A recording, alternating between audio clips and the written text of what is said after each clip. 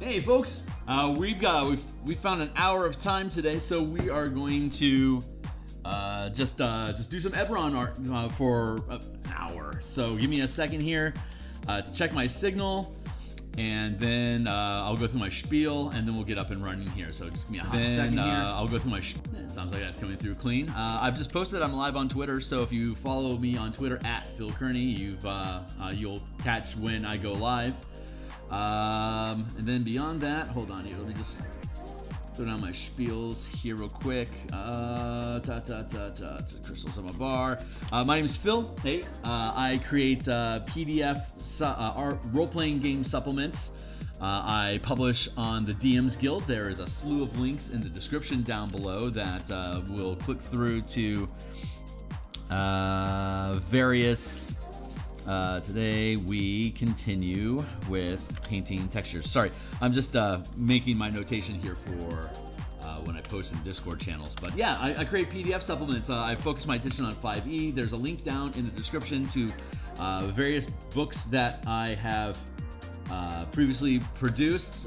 If you click into any of those specific books, if you're on mobile, there'll be an eye icon on the right hand side of your screen. If you're on a mobile tablet, or if you're on a desktop, underneath the book cover on the left hand side of the page, there is a line that says full preview. If you click the full preview or the eye icon, either one of them will pop up a PDF. They're all 100% free preview. You can read them all cover to cover. There's probably about 150 different illustrations in the books that are sampled down below. If you are an art enthusiast, be welcome to peruse. If you are a D&D enthusiast, check out the mechanics. If they resonate with you, consider making a purchase to encourage more shenanigans. So I'm going to rearrange my windows here real quick so that we can get into the thick of it. If you can like, subscribe, hit the bell, support the channel, boost the signal, we'll be able to take over the world slowly and surely with us all united together. So this is the book cover that I created. It was like, I think back around episode 20. I'm not positive. Yeah, so that's the book cover. It would appear like at this size.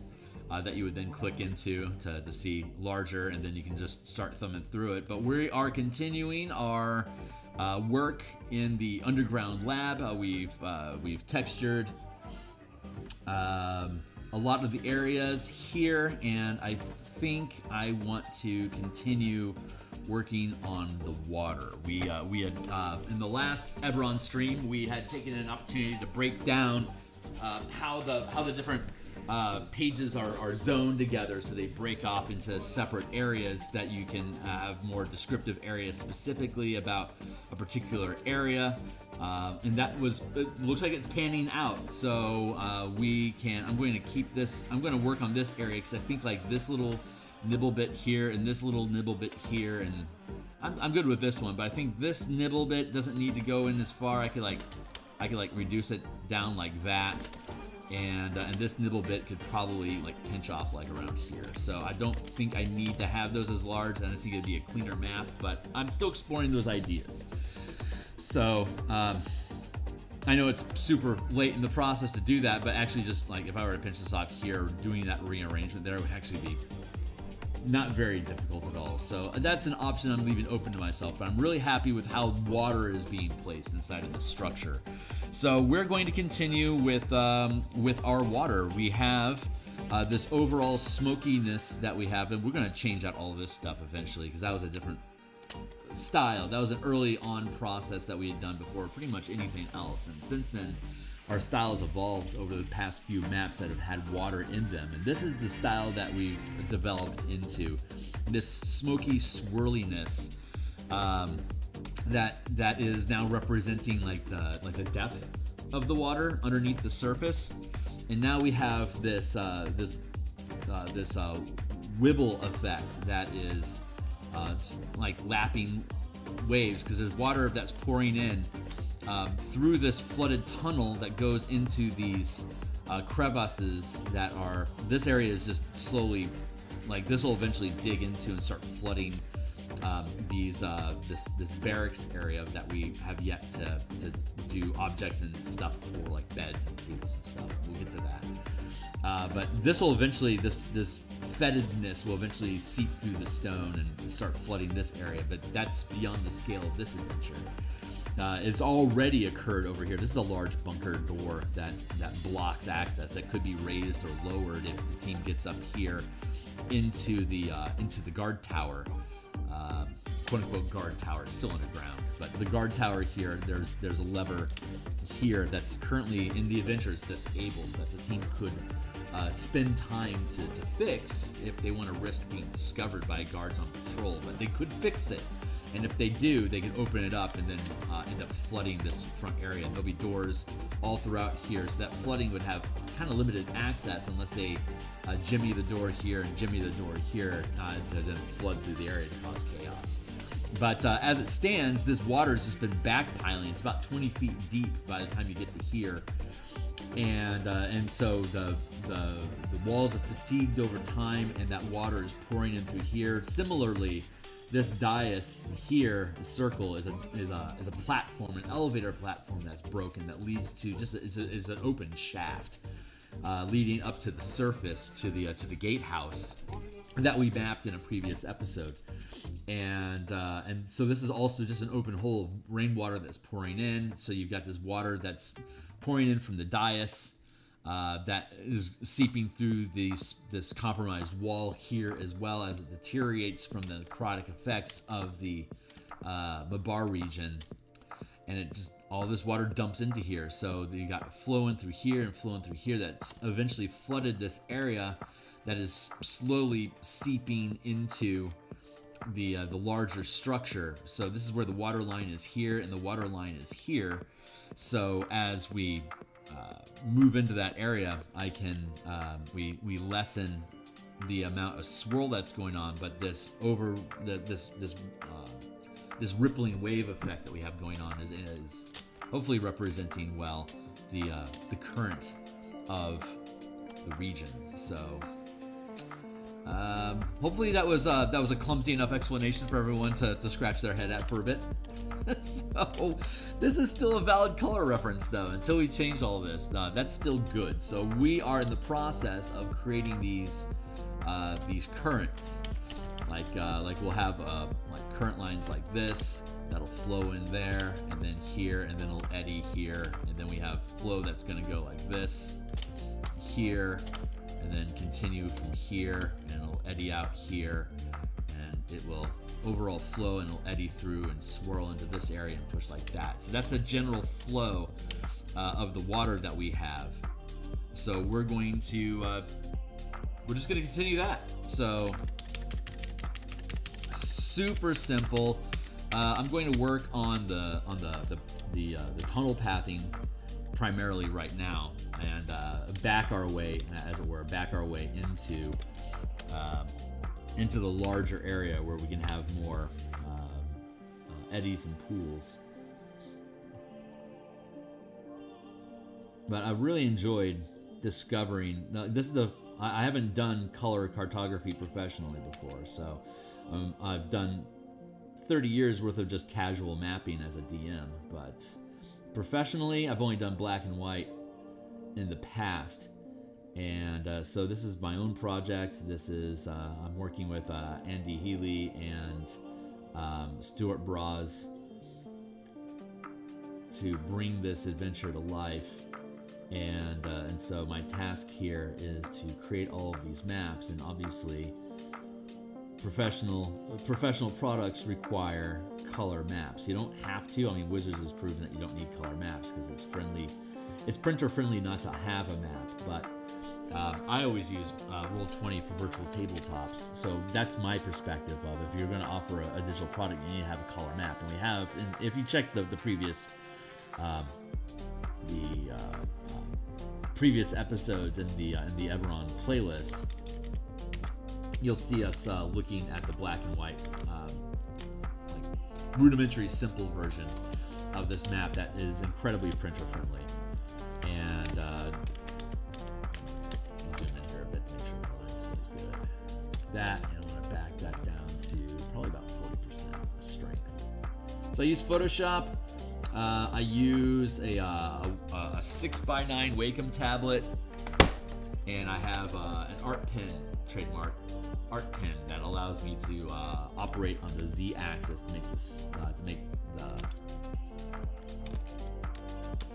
make a brush spin like this. You can see it's got like this awareness of its of where it's positioned on the map. It's got like two little nodes inside the pen that, as you rotate, they get their radio transponders. So each one of them pings, so the computer knows where they are. It even has tilt awareness. So where it is in three-dimensional space above the board, it can remain aware of the rotation of the brush or even the tilt of the brush, and to where those two transponders are. So the board is emitting a radio signal that reflects off of the nodes inside the pin, so it can remain aware of where it's at all times. So I can do things like spin the brush and it recognizes that movement. Super clever technology. I guess we'll see if it gives me cancer. I mean, I don't think there's a lot of research in that stuff. I suspect it's safe. Of course it's safe.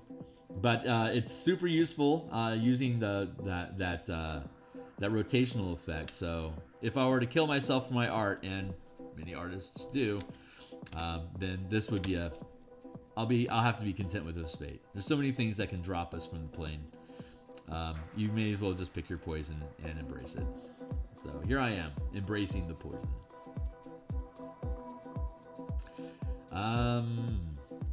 Yeah. So we got. Oh shit! I gotta set my timer. Thank you. I knew I was missing something. Hey, if you show up while I'm live here, certainly be welcome to drop a commentary in the chat. I'm happy to yak it up with you. If you're catching this after the fact, certainly drop a hello in the comments. And if you're currently in an Eberron campaign, shout out about it. Let's see what else other people got going on in the world.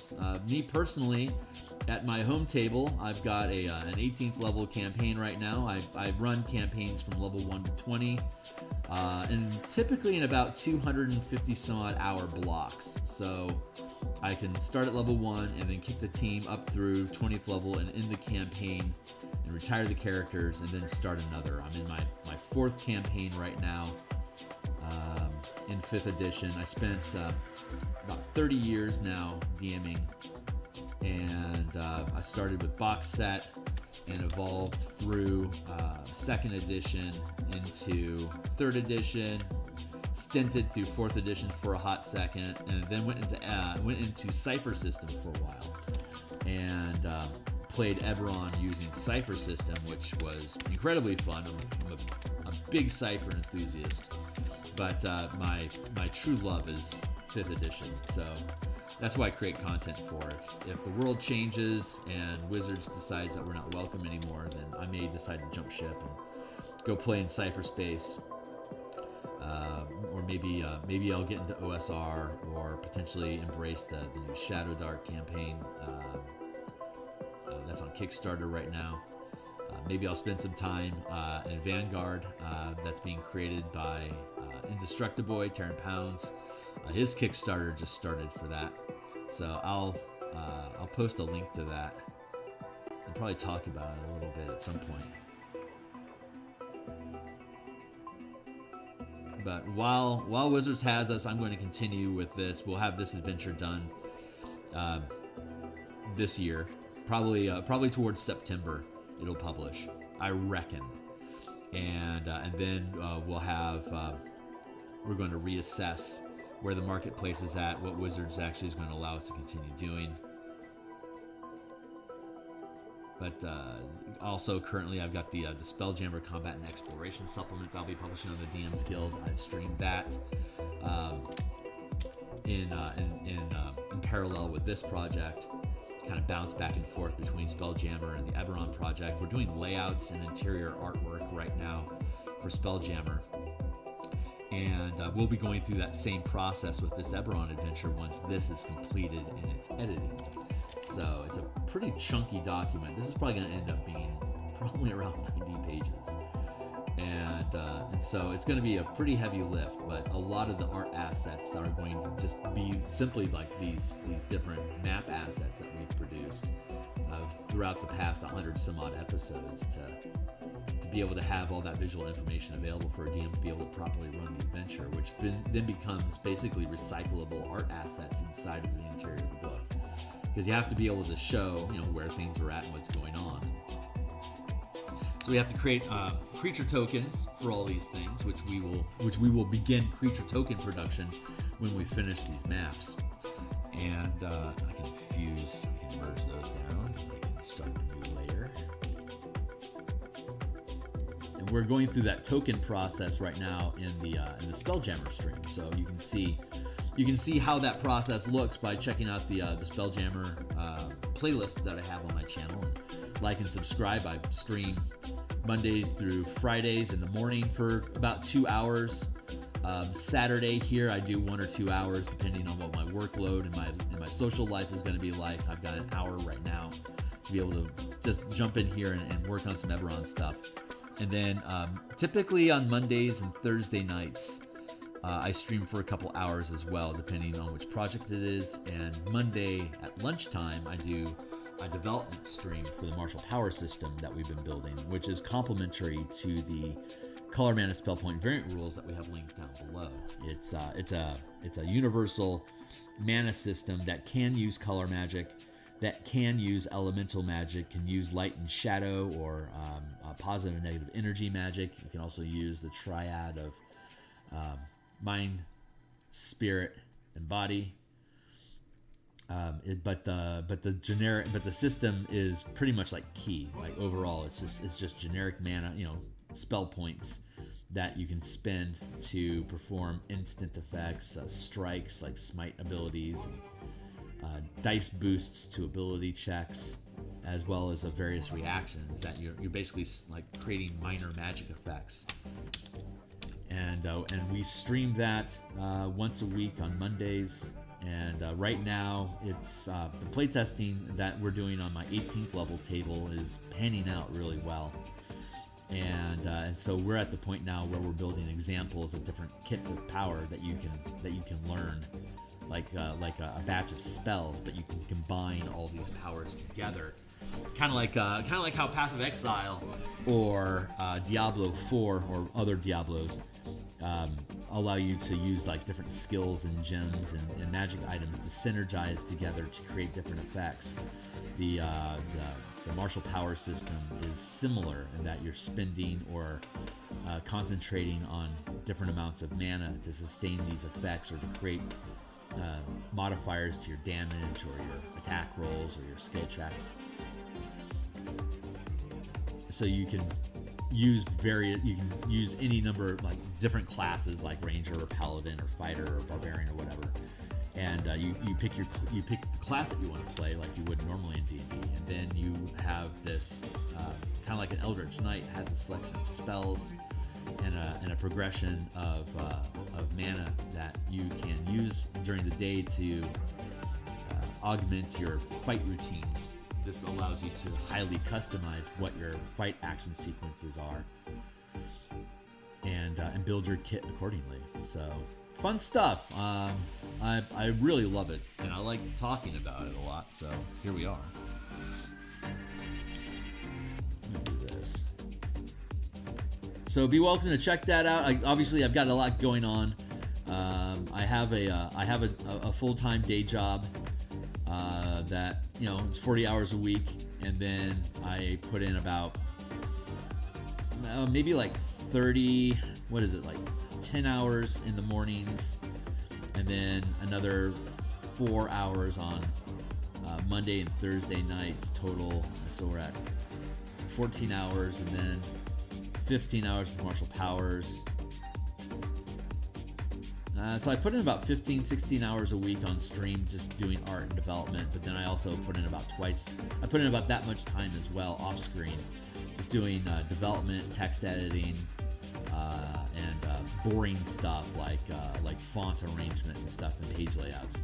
I've had a couple of streams of page layouts in the Spelljammer Combat and Exploration playlist, but it's not necessarily exciting content. So I'm not building a stream out of just page layouts, but I do dip into it occasionally just to show people what that process looks like. But overall, follow the stream. We pretty much walk through the whole process of creating PDF supplements for role-playing games, whether it's 5th edition or GURPS or whatever floats your boat. The process is pretty much the same of developing a document, playtesting to make sure that the machinery works. From that playtesting, modify the language of whatever your proposal is. Get an editor to do to clean it up with proofing, making sure that the language that you use is compliant with the system that you're developing for, and also it's a good idea to have a developing editor working with you as like a co-writer to help check your math, make sure the mechanics are working properly, and to look for logic issues of what you're developing to see if it grinds against any of the mechanics inside of the game, and when contradictions arise or if new dynamics arise in the game system that are being introduced by the concepts that you're producing. You have to suss out what's the ramifications of this at different scopes of play. Like if you allow casters to cast spells without spending resources, what does that look like? Well, it looks crazy, yo. So you have to have like some sort of balancing factor. Hey, how you doing, Metro? Man, it's going great. I found I've got some family in town this week, but they're off doing their own thing right now, so I was able to sneak on camera and get an hour of work done. So I am taking advantage of that opportunity here right now.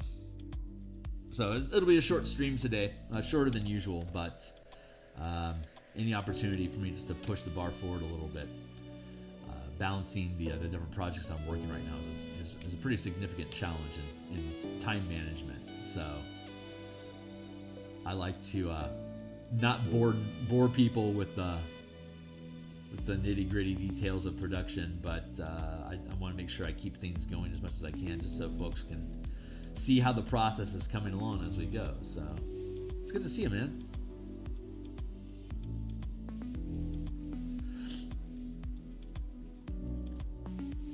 I don't know if this is a good idea. I don't know.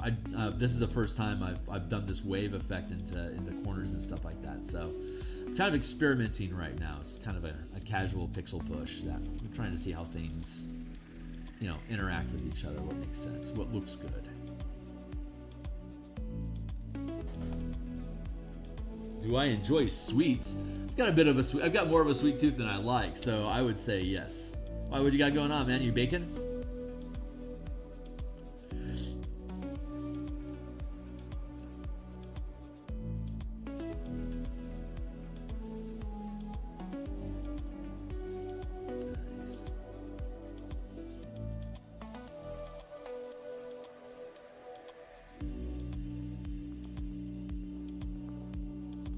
I like these walls, like having the waves interact and morph around these walls a little bit. So, like that just feels like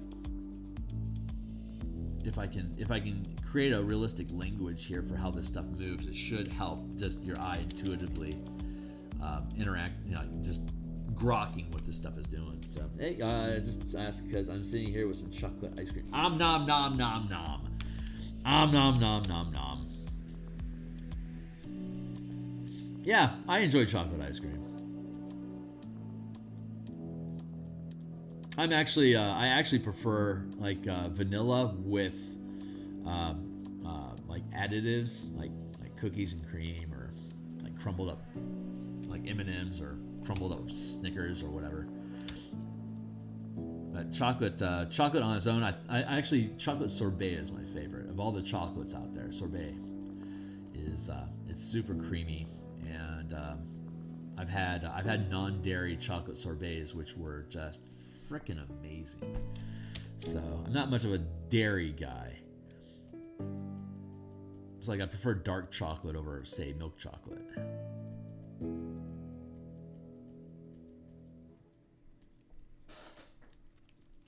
Yeah. I gotta keep my eye on that though. There's some Andrew Huberman is a channel that I listen to on YouTube. He's a neuroscientist. I think he works at Stanford School of Medicine. He's basically a neuroscience researcher that's of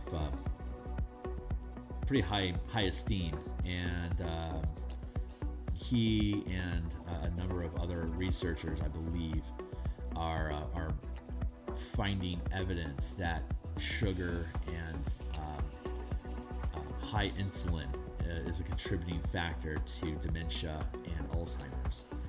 Big surprise, right? So I've always been a big enthusiast for one meal a day and intermittent fasting, and that is a good way to regulate and reduce your insulin levels and your sugar overall in your body by basically forcing yourself into suffering. And I'm hoping that sort of discipline is going to allow me to retain my faculties for a longer period of time. So as I get older, I can just have more skill in the work that I do like this, instead of losing my focus. So currently working on a character sheet for one of the rival parties. Hey, neat! So players against in the campaign. Thought it would be great to tune into you during that. Awesome, man. Oh, I heard about that. Type 3 diabetes. Yeah, type 3 diabetes, exactly. It's that would not surprise me any more than for us to find out that, say, cell phones cause brain cancer. You know, like, it would not be a shocker, like, at all. So I'm just going to assume type 3 diabetes is real, and so I occasionally I'll fast, like maybe every week or so. I'll just skip eating on a Monday, and but generally I try to have just one meal a day, or like eat within inside like a 3 or 4 hour block of time on during the week. Like, I don't have dinners Monday through Thursday, and then food, depending on where my emotions are at and if I have the capacity, I'll skip eating altogether on a Monday or a Thursday. So that is a means of me controlling. I have a pretty sedentary lifestyle. So that, and hitting the gym to do some bicycling and stuff, is hopefully going to allow me to retain my lower weight, and then also stave off the effects of the long-term diabetes stuff. So should be able to keep me healthy. There's a lot of evidence that, I'm no doctor, but I like listening to them on YouTube, and there's a strong argument about having too easy, like not starving, causes the body to break down faster because life is too easy. The body offloads the effort of maintaining health. Like, you don't have any struggles, so we don't have to sustain ourselves. You know, it's a very conservation of energy, which totally makes sense with like the world physics at large. But when you look at it biologically, if your food is always taken care of, and all you have to do is walk to the fridge to grab a box of mac and cheese or whatever, then you don't actually need any muscle mass because there's nothing challenging your existence. So you have to challenge your own existence, and you have to willfully do it. So starving yourself occasionally is a good way to force your body into staying sharp. Exercising, obviously, best way to keep your body staying sharp. Cold showers on occasion, subjecting yourself to cold. It's starting to warm up here, but we still have cold snaps here in Seattle. So during this period of time when we have our cold snaps, like, I avoid gloves and like, I love wearing gloves and scarves in the wintertime. But as the weather starts to fluctuate, I stop doing that so that I have to walk in the cold and feel it more. So I have that burr. But we have to, when everything is taken care of for us. And this is obviously a very high level privileged conversation because there's a lot of people in the world that don't have that, but are people that are born into a first world society that don't have to worry about the basics, have to worry about how they maintain themselves in the basics. I'm a big, obviously a big consumer of YouTube conversations, and there's different anthropologists that'll hang out with really in tune with nature, like Amazon tribes or Aborigines, and they could literally run for hours and not get tired. One of these guys was talking about there was a tribe that their main source of sweetness came from honey, and so they would cultivate natural beehives hanging out on trees, and they'd climb up in the tree, and they just reach their hand into the hive and get their hand coated with honey, and they'd just be getting stunned hundreds of times like a bear while they're eating this honeycomb. And it's like, oh, this is delicious. They climb up in a tree, and they start eating honeycomb, and they get stunned. And the anthropologist is like, that is going to kill me. But like, there's just these kids that just have bees just crawling over them, stinging them. They are completely unaffected by it because their bodies are immune to the poisoning effect of their stings at this point. They just get used to it, and it doesn't bother them anymore. So like, humans can be very, very different, but societies that are like that don't keep written records.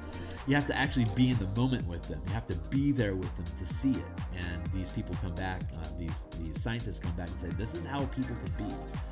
You have to give up all of your conveniences to have that level of power. But that really makes you think about like past society before we became so domesticated and civilized, like how powerful as a creature we must have really been. Like the idea of chasing down a lion or a gazelle or something like that, being able to run like at 5 miles per hour for like 6 hours to chase something down and not having to stop for a drink because you can carry your water with you is like a superpower. It's no wonder we were able to just dominate to the point where the planet became ours. Hey, there's our first 20-minute timer.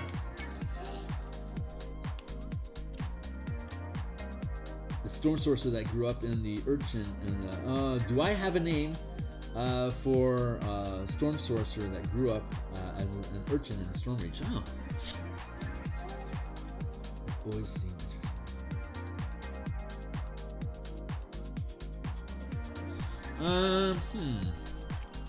Let's see, what would be a name? My names are always like super random. Like, hold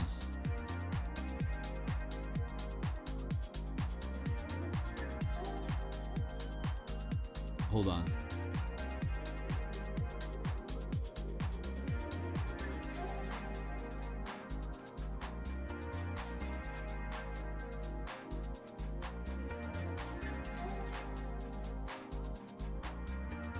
Like Travis. I'm the worst. I am the worst name giver ever.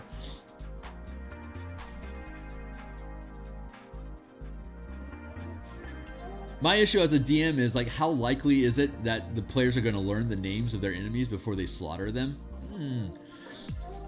In a combat situation, pretty low. So I don't really have much. But you can also, if you don't expect them to hear the name, you can have a punny name that kind of reminds you of what they're about. Like here's a horrible name, Larry Lightning. The worst. I am the worst. As far as disposition goes, I don't know. You know, I mean, all you can really do is it sucks. I know that. A couple years ago, I had one meal a week. It was like January 2019. I just wanted to push myself for a while, so I'd have. It made me very reptilian.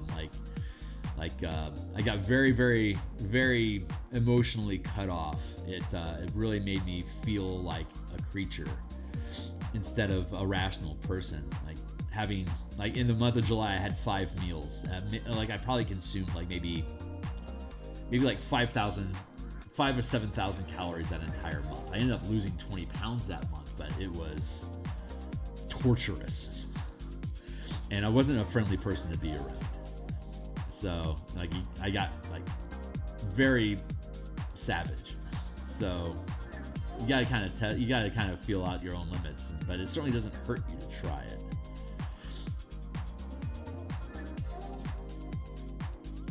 Larry the Lightning Rod.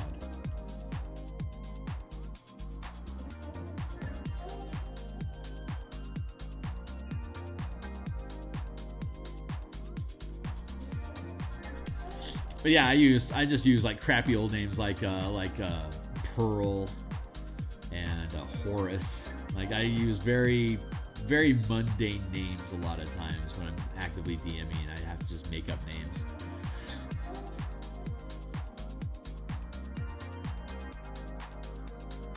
You never run out of the need to improve, and even after 30 years, I am by far just the worst name giver ever. That's a skill that some DMs lock down pretty quickly in their career, and I've just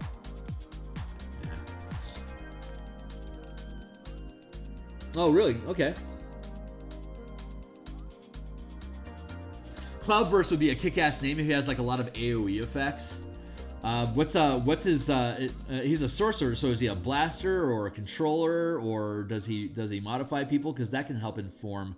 I like the idea of code names, by the way. That's super cool.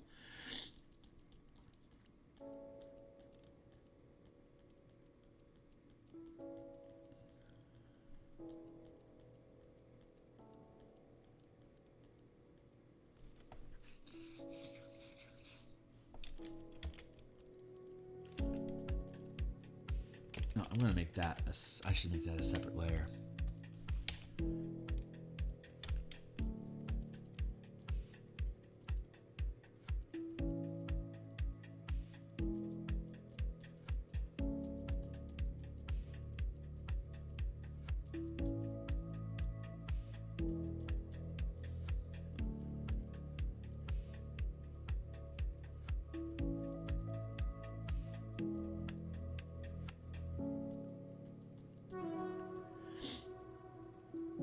If I put these in separate layers, I can blend into other wave effects without disrupting them, and then I can merge them down into a single layer just to conserve space. This is a pretty chunky document. It's 74,000. It's 74,000 by. Is it 74? It's 7,400 by 7,400. So it's not huge. I mean, it's certainly well within my processor's capabilities, but being conservative with your data usage is a good idea, especially like when you're streaming like this. I don't want to overclock myself. So working with smaller files, if the file size is too big, I start to get drag and it gets laggy because of the OBS. But this lower pixel weight keeps it easy. But there will be good name, so yeah.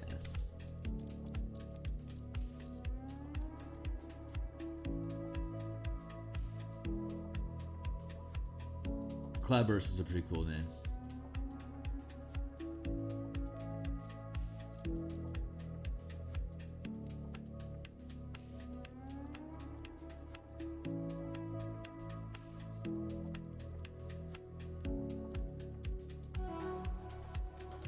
All the sorcerer spells are water, lightning, wind, thunder themed, except for a few cantrips, and the majority of the spells are damaging blasting. Right on. What about what meta magics does he know?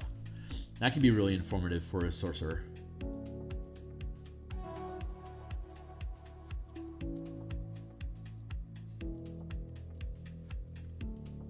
Feels good.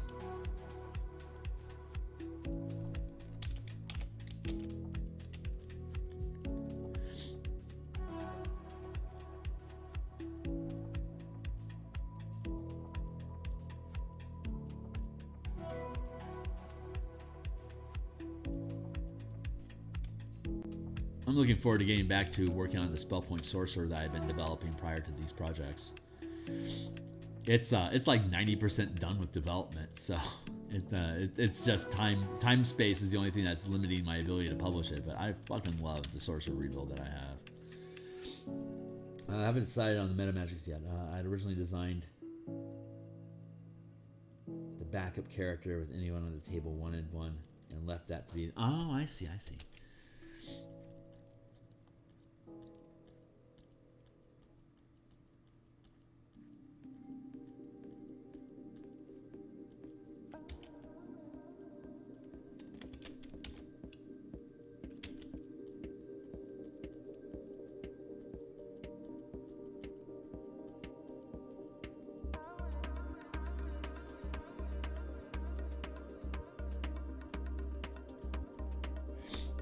Tempest is a cool name. It means storm.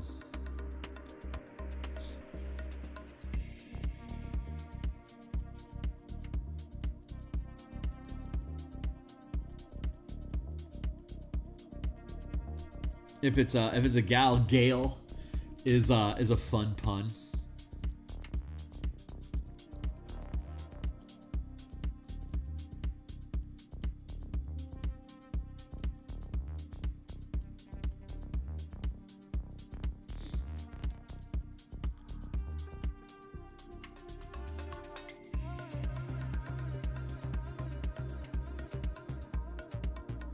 I knew a gal growing up named Summer Wind. She hated it.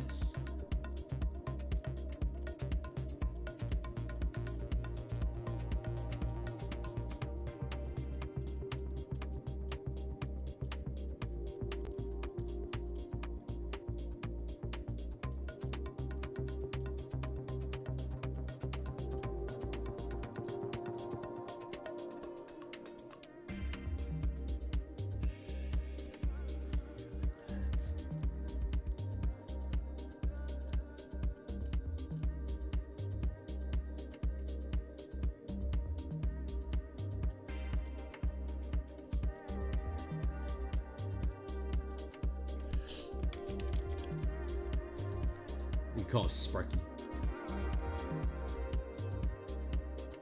That's awesome. Funny.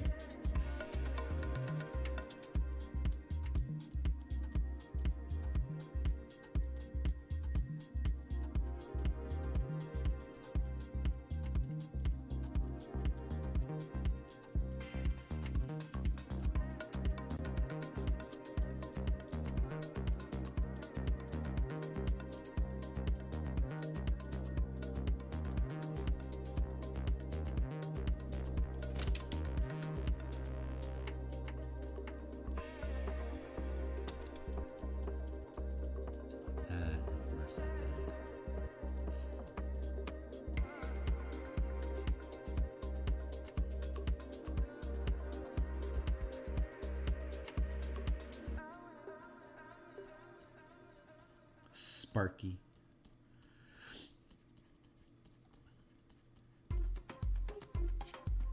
That's a horrible name.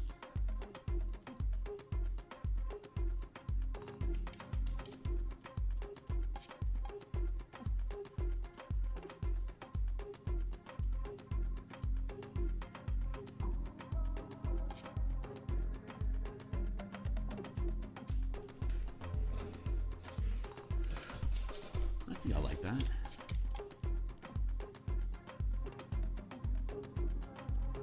I like blending. Blending is just such a relaxing process. But it's also something I can get lost inside of, so I have to be careful about it.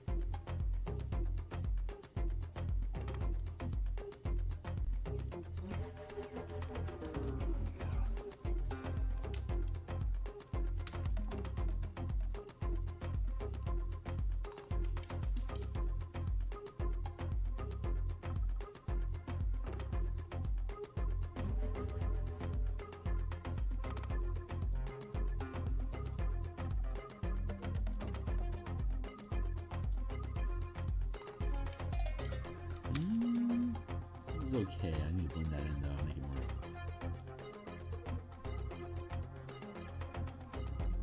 smooth into that curve.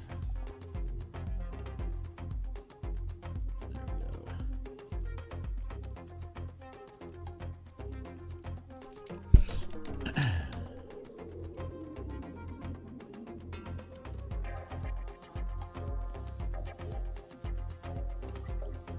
In May I have a week off. My birthday's in May, so I'm a Taurus. Hey, but the big picture is that I always take a week off during May during my birthday, and I stream. I always have a product.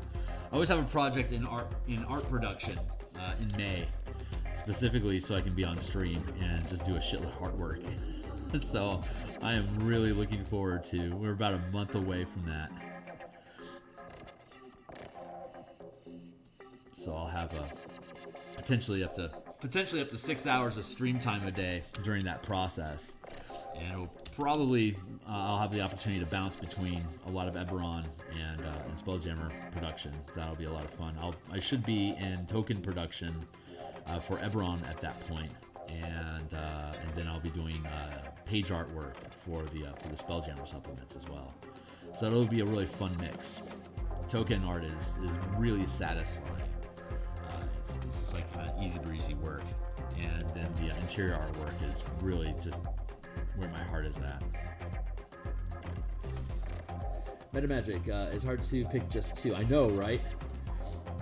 That's what I was thinking.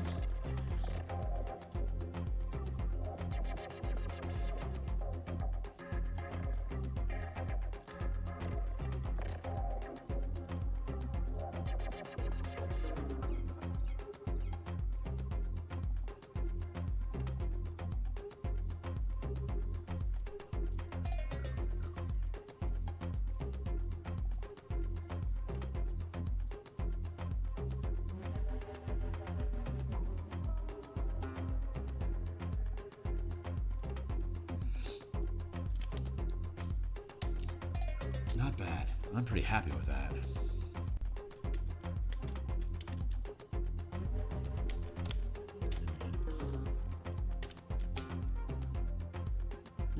That's about as far as I want to go right there. So I'm going to go over here and run away.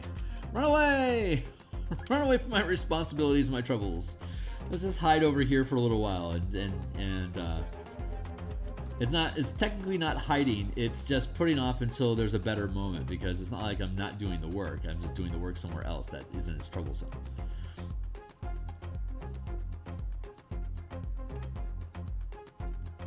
But yeah, I'm not ready for this conversation yet. I don't know what this guy is gonna do over here, but I like where it's going. I like that effect, man. Feeling pretty good.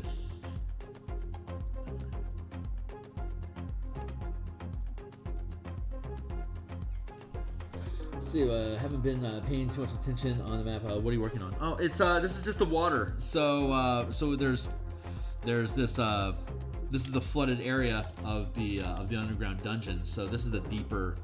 This is the language that we're using for the murkiness of the water itself. But then we also have this current that we're overlaying on top of it. So it provides visual information about where the paths go. Like the team is most likely going to come in either through here or through here into this larger passage, and it's about chest deep with undead crawling around underneath the water surface. So if they get into this space and they have limited visibility range, they can see here that the water is leading this way and this way, but if they go up this way, they're going to run into creatures.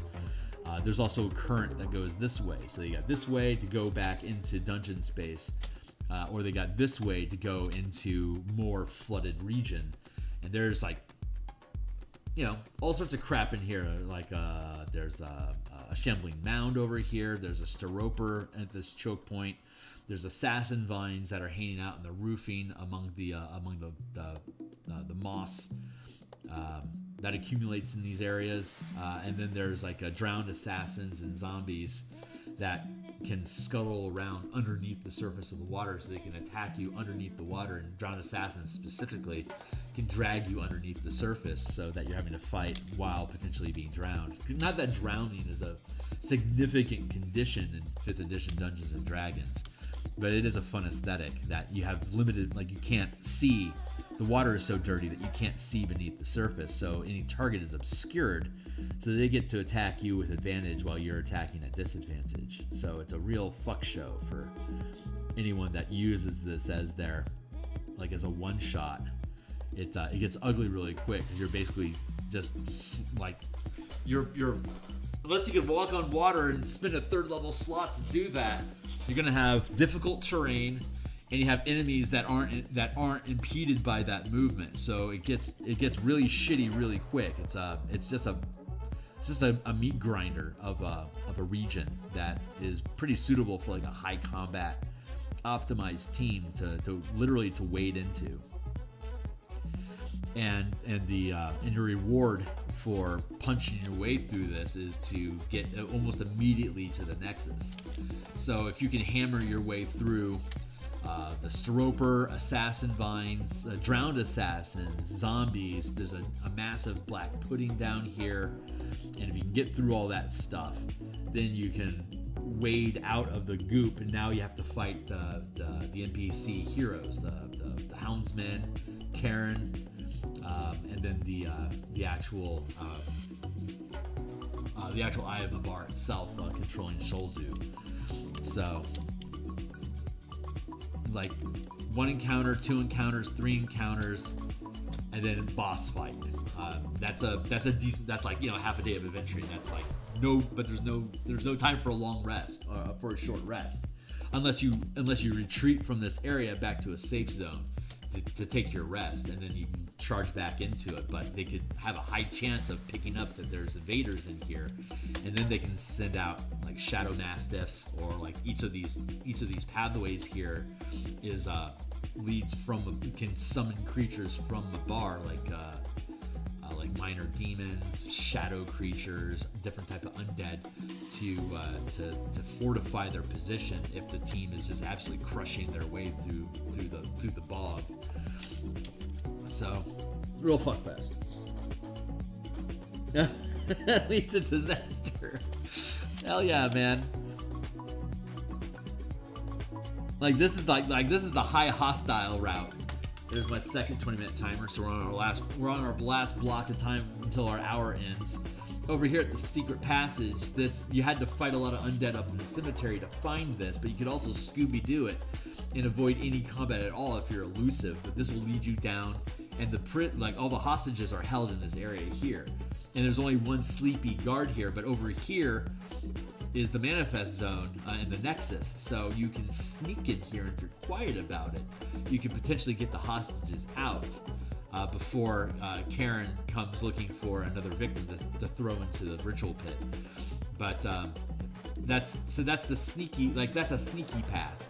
This is a fighty combat path, and if you come down from up here, you're going to have to be interacting with guards. So this could be any of the 3, but this path, particularly from the guard tower up top, is the highest likelihood that you're having a social encounter. Like convincing them that you being there is something that's going to help them maintain their integrity as a mercenary troop that finds themselves working for psychotic necromancers.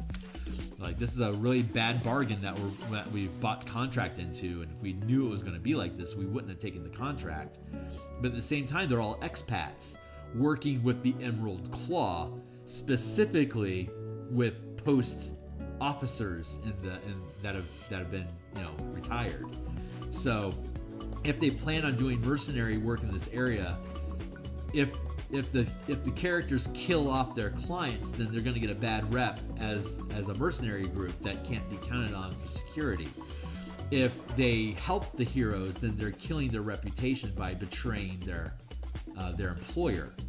But if you can really lean into the ethics of what's going on, they're not happy with these circumstances, and they're looking for an excuse to break contract so they don't have to damage their reputation, but not stay committed to this. Let's steal, refugee, displaced refugees that are trying to build a home, that are being snatched up for sacrifice because they are off the grid. And a lot of them are Sirens, so they're potentially war criminals or enemies that are in hiding. It's like scooping them up and taking them for sacrifice isn't really that big of a flag for a lot of people in the Karnath government. It's like, Sirens, fuck them. So like there's a really ugly line that these mercs are having to walk right now, working for these Emerald Claw bastards. So, like, if you can play it right, if it's an extended campaign where you have the opportunity to meet and talk with these people for, you know, unlimited playtime, you can build a relationship with them. And if you overtake this place, you can make it your own. It's like, I'm going to take control of this facility. And they're like, great, we're looking for people with integrity. What are we going to do with it? And then you can just hire them so you don't have to worry about their reputation. And that gives you a SWAT team for you to be able to start exploring different options of different levels of play as you gain levels. But that's my Beckme roots, right? I like having facilities. I like creating fortresses that your character can command and have to defend and are points of interest. And there's certainly lots of interesting points inside of this facility that would be motivating to, say, a caster or a cleric type.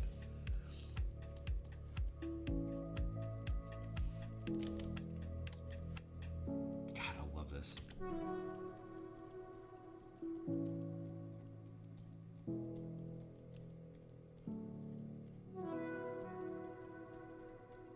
So I think honestly a good adventure. I think what I want to do. I mean, this is the first actual adventure that I'm in the process of publishing, so I'm still new to this, but I've been running games for fucking ever. And so what I like to do in my own campaigns is when they enter a facility, I like to think what happens if the team wants to take this over and make it their own.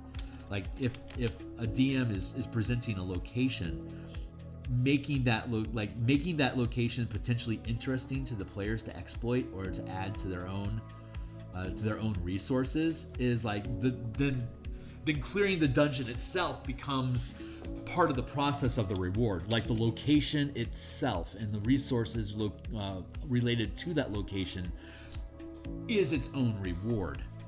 If you can control this area, you can now control the resources. Whether you want to sustain the manifest zone and start harvesting the materials from it yourself, that's going to throw up a shitload of flags with all the other NPC enemies that will potentially be showing up to cause you harassment. Like if you take this place over, you're suddenly finding yourself having to defend yourself against soldiers of the Silver Flame, or gatekeepers plane shifting into this place and trying to take you out, because now you're the problem. So, like a lot of the optional paths that we have in this adventure is we're trying to destroy it with incredible prejudice. Or you can step into this, like, you don't know what's going on at all, and then you start assessing this is actually a useful resource. Or some of the plots, like the Aether Academy and the Council of 12 as your patrons, like they actively want you to take this place over. So it, like, you have those different options, and building that command mode of play that was like the whole Beckme experience. Once you got into expert, it was all about the whole reason we're adventuring is so we can become masters of a domain. Like, we want to create our own empire, build our own army, forge our own kingdom. That is the goal of Beckme gaming. And that's I talk about this occasionally. I'm more like rant about it. That has been removed from it started de-escalating in second edition, and was and became only a side, like, optional suggestion in third edition. Was completely scrapped in fourth edition, and fifth edition doesn't even have the tools to approach it. So that style, like that purpose of adventuring, has been stripped out of D&D over the past couple decades, and I love that style of play, but I don't like Beckme mechanics. Like 5e mechanics are so superior, in my opinion, to Beckme, or even first edition, second edition even. It's just the D20 unifying system is just a better way to operate overall. I think it's just much more agile of a game system than the original OSR. Now, I like a lot of the hacks that try to integrate the two things, and then it's just a matter of, like, how you playing the scope of the game. So, like, if I were to create my own role-playing game after the DMsGuild work that I've been doing, it would be built into the assumption that you're working with a squadron This is kind of the way that I would want to approach Dragonlance, is that you're starting off, the players start off with a team, like a platoon that you're building into, and it's like that is your frame of reference. Our table is in command of a platoon, and the characters that you're playing are the ranking officers inside of that platoon.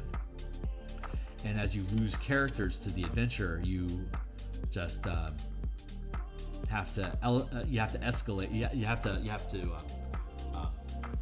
promote NPC grunts that are part of the platoon, like no-name NPCs get elevated to having rank and authority in the group, because they keep running out of authority figures. Because if you have brutal TPKs and stuff like that, then you still have your platoon on backup that you can pull new characters from that are already aware of what the goal of the adventure is, and they can step up. And if they're successful, then they're the new commanding officers, the players, and now they're calling the shots. And then you have to go back and you have to either restock your lost troops, or you can recruit mercenaries from the region that you're in, and make that the core of the style of play, which is incredibly appealing to me. I've spent a ridiculous amount of time investing development into mass combat systems using D20 mechanics, or 5e in general, to complement that style of play. Now the question is Wizards just going to shut down the DMs Guild? What's going to happen to third-party content production? Is it worth my time staying inside of the Wizards IP umbrella to manifest these ideas through a Dragonlance rebuild? Or do I need to abandon ship and find someplace else that I can anchor to? Pardon the puns there. But to anchor my development into, because I don't think me developing my own game is going to be... I would rather take something that's already successful that people like and show ways to expand those mechanics and that product into something more than what it is currently, than to try to develop my own thing completely independently and try to convince people that it's worth their time playing with. Which is why I've stayed inside the DMs Guild for so long. It's like, disappointed with Spelljammer? Here's 100 pages of kick-ass Spelljammer mechanics that'll make using Spelljammer and Dungeons and Dragons super fun. Disappointed that all the other mass combat systems that have been presented to date don't actually use 5e mechanics as written. Here's a 100-page supplement that walks you through the entire process, and here's another 50 pages to convert the Dragonlance campaign to demonstrate how well that works. Like that's my spiel. Like that's my kick. So I just don't know if I'm going to be welcome by the time I'm done with this. Like the things I'm working on right now, Dragonlance is next in the pipeline, and I don't know by the time these things are actually published and I put that on my bench if it's going to be a welcome product, or if there's going to even be a place to put it. So I'm kind of in limbo right now, waiting to see what the hell is going to happen.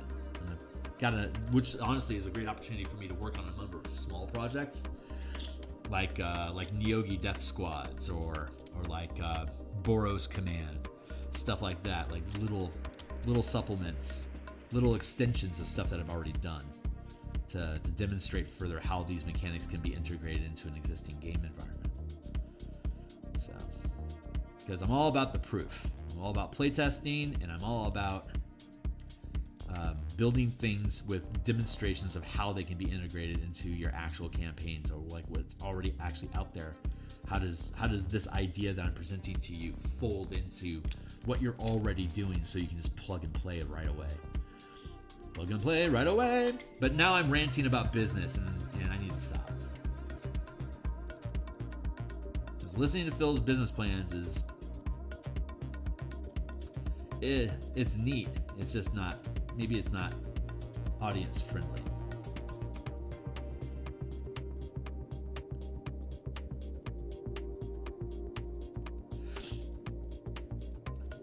But God's willing, I'll stay on the planet long enough to get all of these things done. Not that it's a big feather in my cap to show to heaven, but it's not like I'm curing cancer or anything. But it's my mode of expression, so It must be okay. Let's curve that out. God, it's fun. All right, I don't want to get lost in that space too much. Keep moving forward.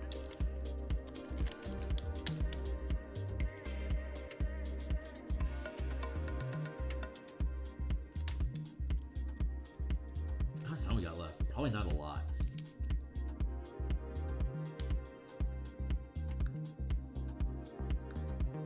I actually have about 20 minutes left, so I've reset my timer. I had 6 minutes left on my block. I just reset the timer for 20 minutes. So I've got another 20 minutes of playtime. That'll hit me at 11 o'clock here in Seattle. And that is when I am expecting a conversation to begin on my phone about what is for brunch. I love, more so than sweeps, I love the brunch. Brunches and buffets. If it's a brunch buffet, holy crap, I'm going to camp.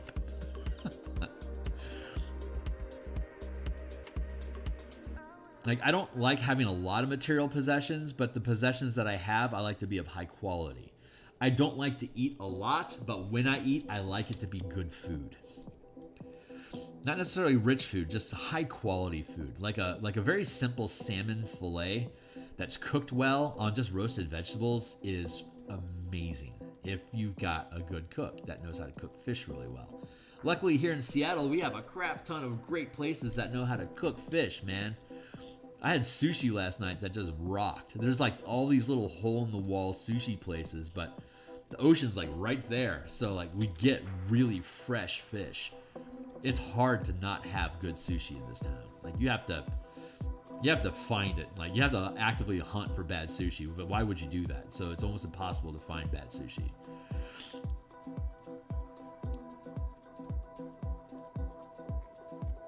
So heavily recommend.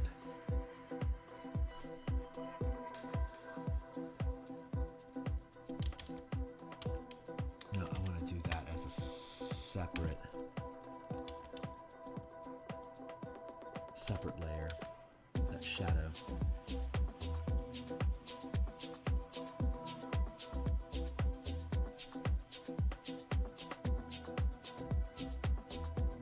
I love this wave effect. It's just so much. I was really stressing over how was I supposed to express this water when I realized I could do this layering effect of different sort of like water textures of the lower smoky level underneath this wave effect. So the wave provides direction, you know, like where does this go? Well, just follow the current. It's obvious, right? That's how the world works. You want to know where the water goes, you follow the current. So this top layer provides that current information, while the lower level provides this murkiness and this like dingy. I don't know how safe that stuff is. Like you want your team to do a double take on like, what am I supposed to do with this? Good luck. So I'm really pleased with it. But I don't know. Most of the time when I step into a project, I really don't know how it's going to be. Like I don't necessarily know how to solve the problem. Sometimes I'm working on something. It's like I've done stuff like this before. I have a pretty good idea of how it's going to suss out. But stuff like this, what I've never done before, it's just the act of discovery itself that is really exciting to me. Just to see the problem get solved, because the flashes of intuition that happen are obviously I'm generating them, but I don't have a process. Inspiration it's inspiration, you know. It just happens. So it's fun to see it manifest. In that sense, I'm very much an audience member, like everyone else is that checks out the stream. Because a lot of times I really just don't know. I really don't know what it's going to turn into, and more often than not, it becomes aesthetically pleasing. It's like, wow, that's really satisfying. Push that down, create another layer.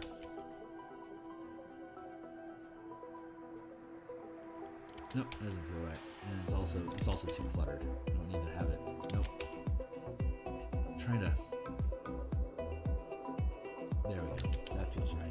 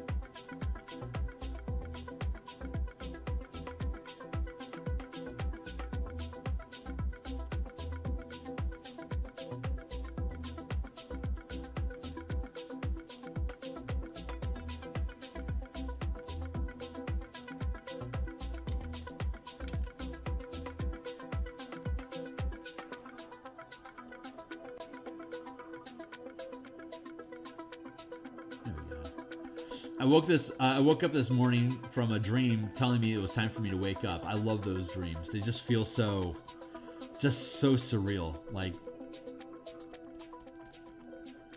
it's just such overwhelming evidence that there's so much more going on in reality than we can perceive with our waking mind. It just amazes me.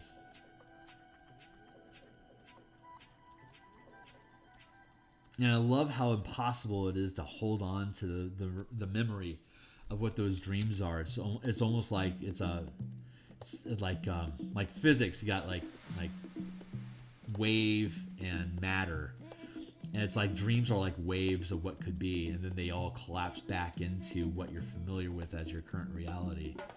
But it just makes me wonder that when we leave the body, if we become this wave of possibilities of who we could be.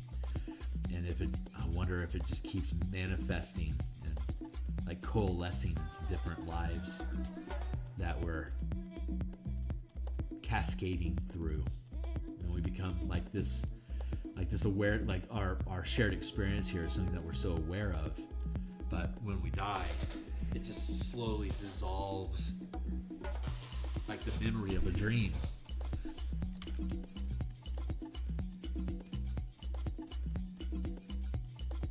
Alan Watts talks about that a lot, so it seems to be a consistent assumption that exists through different schools of mysticism. So there has to be truth to it, but it can't be proven.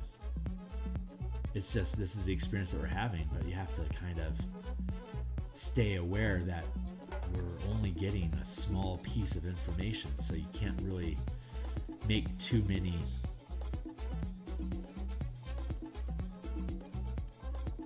much of a bold claim about what is.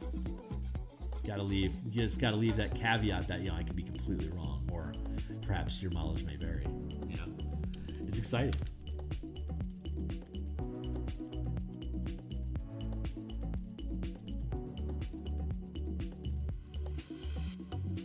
It also makes me wonder about lucid dreaming.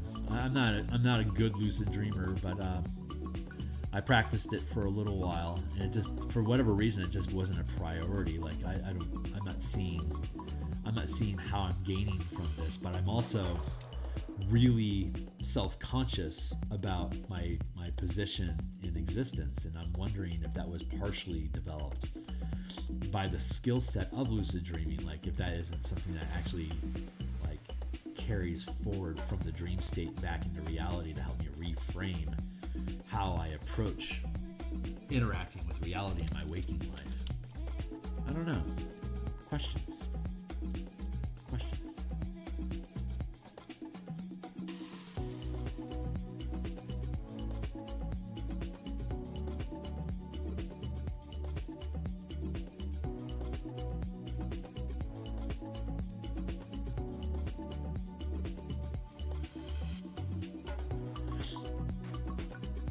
I love how this just melts together. It's so fun.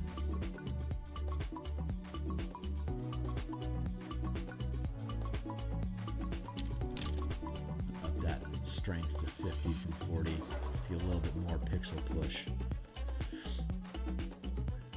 There we go.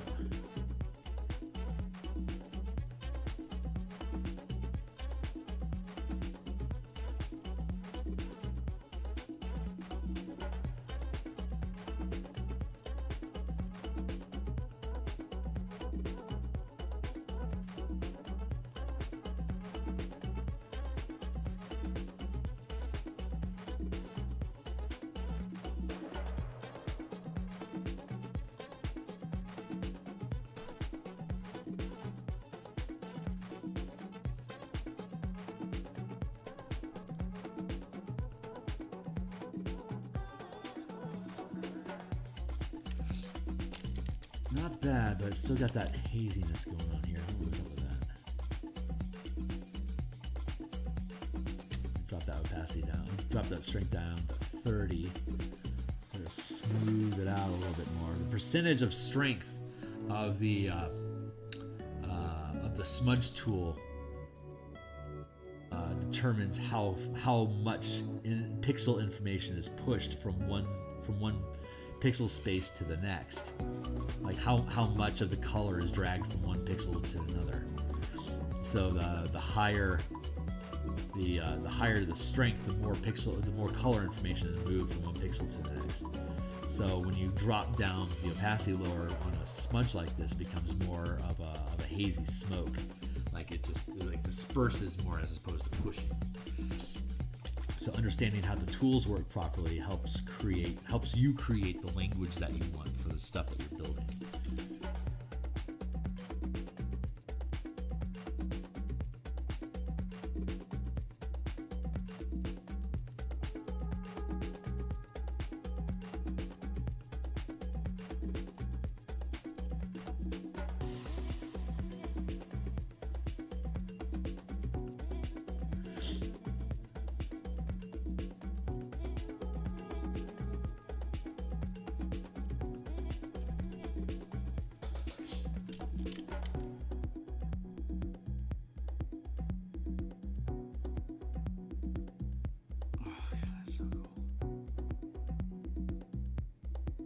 So cool. I love this. This is such a fun thing.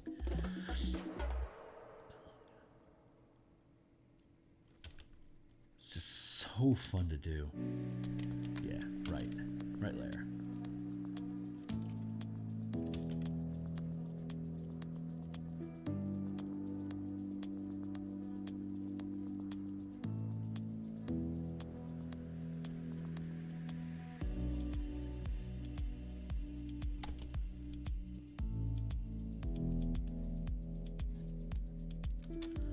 This wrong.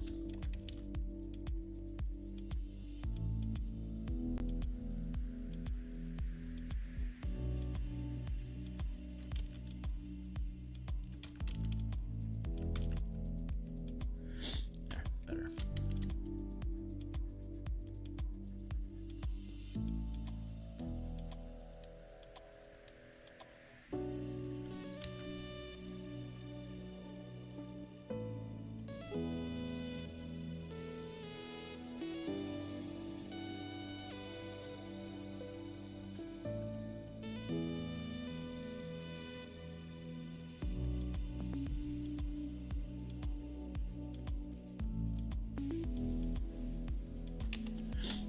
Yeah, I did that wrong. The lip needs to be in the direction of the water's flowing, and then the haze has to be behind it. I was pretty good about that here, and then I started getting muddled about that here. So I need to make sure like looks like it's pushing this way instead of this way. So I actually built that wrong. So I'm gonna go back in here and fix that.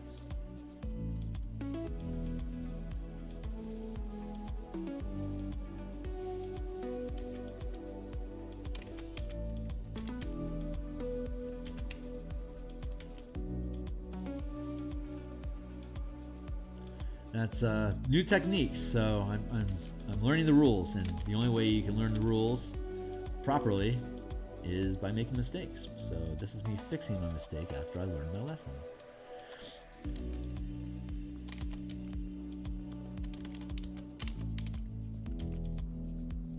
There.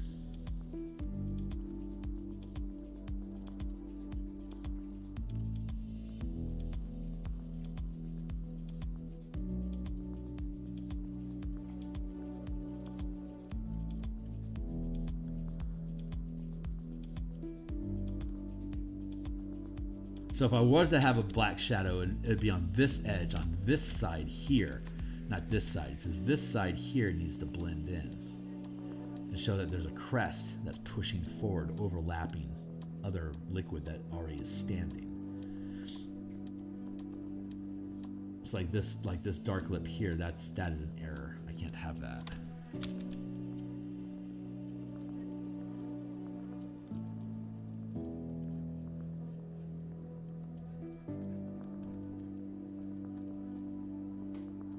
This is still okay.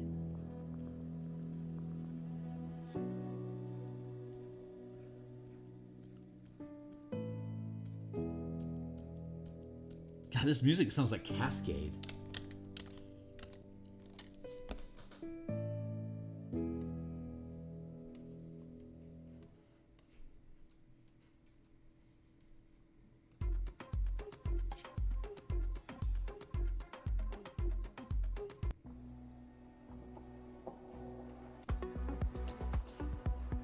I'm gonna add that. I like that song. That's cool.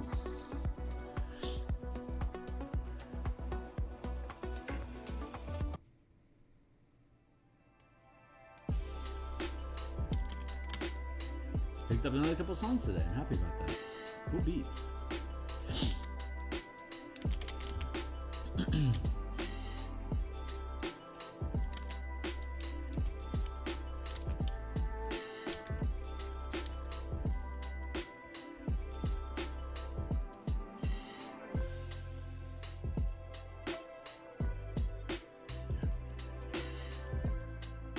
Mischief managed.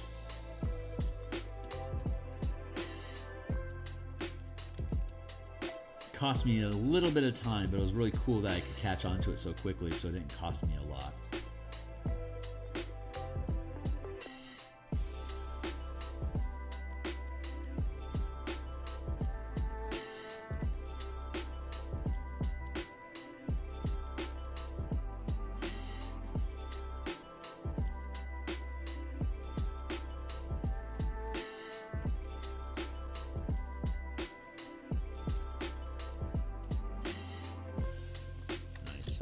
I'm gonna save now while I can before mischief occurs.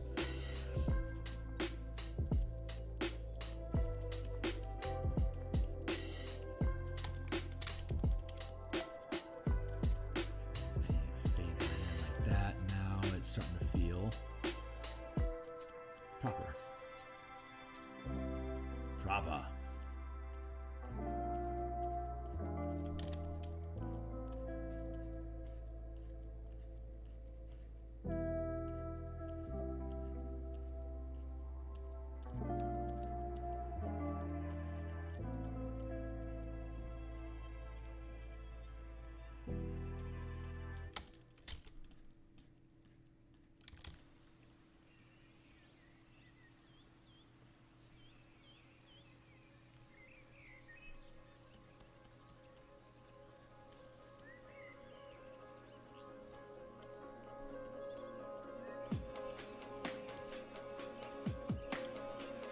I'm going to pop here in a couple seconds. Our timer's going to go off, and then I'm going to be done for the day because I will be expecting brunchy.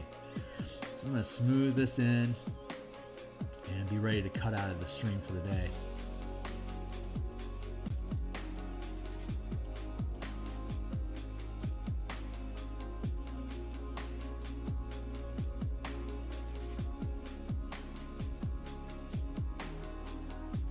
Almost there.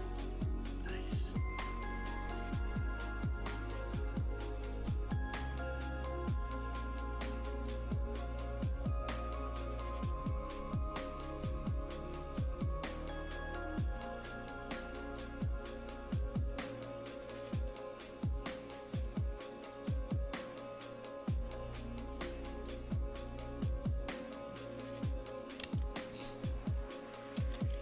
Feels so good.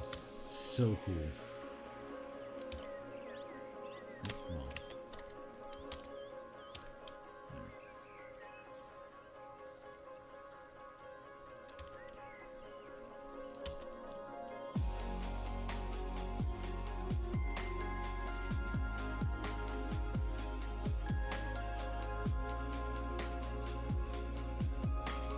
That's my timer. So I am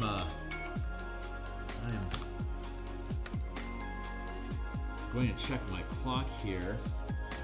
All right, I can fudge being here for just a little bit, but if I get a call, I'm going to cut stream like immediately so I can have my call and get on with my day. But until that call happens, I'm going to cheat this this curve here for a few moments and see if I can finish this one out, and then that'll be a natural stopping point. But again, I could cut free from this at any moment. So I'm going to be back Monday morning, probably doing more Spelljammer NPC token art from the Light of Zaraxis adventure that we're converting into our combat and exploration system. And yeah, thanks a lot, dude. You're just good people, man. It's nice having you around. Thanks for being in my life. And thanks for being interested in this Eberron stuff, man. It's really cool having you play with it. And but yeah, I'm just gonna poke at this a little bit more, and then probably cut out in the next few minutes. And then I'll be back Monday morning with Spelljammer Lazarax's NPC production for the adventure that we're converting at the back end of the supplement that we made. And then I'll be back at I think I'll be back at lunch on Monday. I believe that's staying, but I'm not sure if I'm going to be on Monday night or not, because family's in town doing stuff, touristy stuff and whatever. But so if I'm not around, I don't know. I'll definitely be back on Thursday night. I'll be back on Monday morning, Tuesday morning, Wednesday. That'll all be the same. Monday morning, like my morning stream, that'll stay in place, no problem. Lunch stream on Monday, that's going to stay in place without a problem. But I don't know if I'll be on Monday night or Tuesday night, or if I shan't be on in the evening until Thursday or not. We'll see. We'll just see how that pans out. And, que Sarah. Just want to get this in here, get that sheen before I move on to the next wave. And I've got about 70 of the 100 pages for the Spelljammer supplement. I've got the page layouts taken care of. But yeah, a good 70 of the pages at this point. I've been doing that off stream. And so once that process is finished, all we'll be doing with Spelljammer is token and page art production. So I'm trying to kick through those assets as fast as I can, because it's only the visual assets at this point that's slowing down the publication of the Spelljammer supplement. So, but that's always the case with me. There's so much the problem with developing, writing, and layout and art for a project, like being ran by so many pieces of it being ran by the same person, is the negative to that is a very slow production time frame. It takes a long time to move through all the different aspects of production like that. So, but hopefully people are enjoying the process.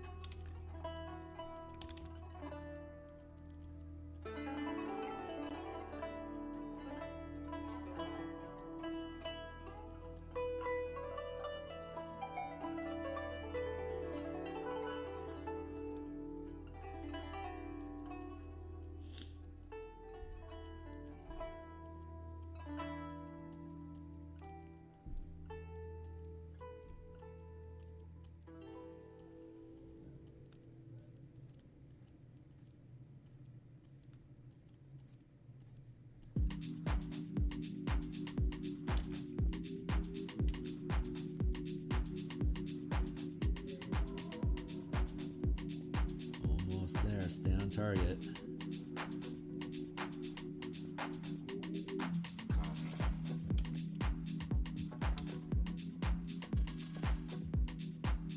Almost there.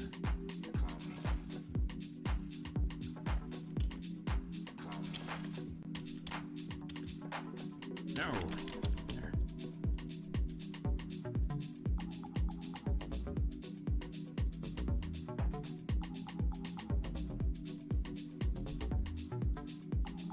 Rival party working for the Silver Flame. One of them is a cleric, looking at some third-party options. What do you think I should go with? Darkness, Prophecy? Ooh, I think Prophecy would be the best, because I think the way that they would have picked up on this Manifest Zone even being here would have been through an oracle. So if the NPC party has like an acolyte of that oracle, it would kind of click together as to why they were there.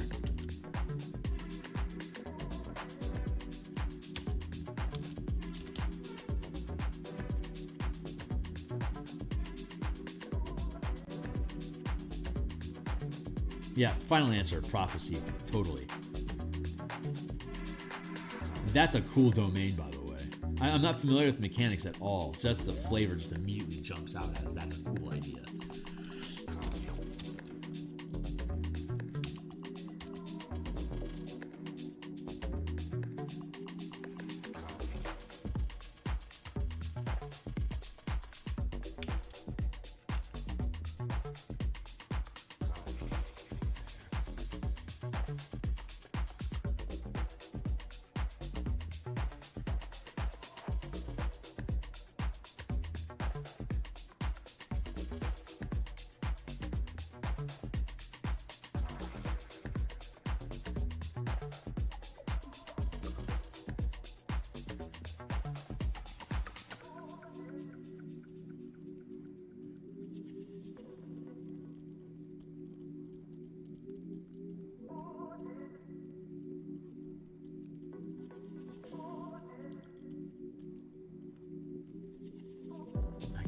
feel myself pressing my luck. I can feel the pressure of presence that I'm going to get pulled away from stream here in a minute, or maybe 10. I can feel the awareness.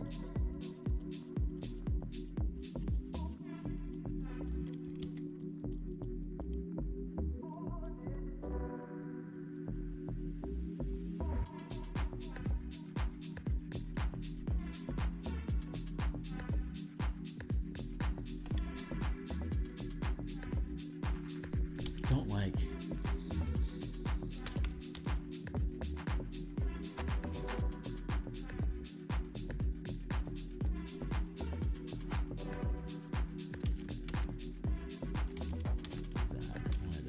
I wanted to fade that in a bit more.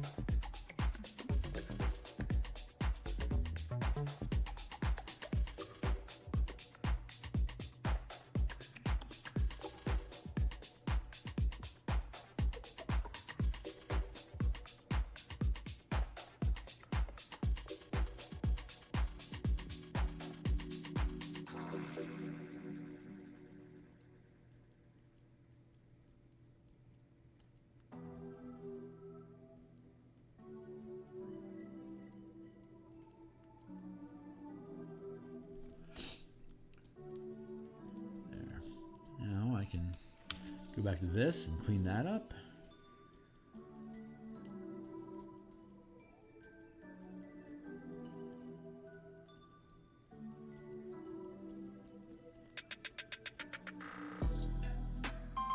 There it is. All right, guys, I gotta get out of here for the day. I really appreciate you being here. I will see you all on Monday.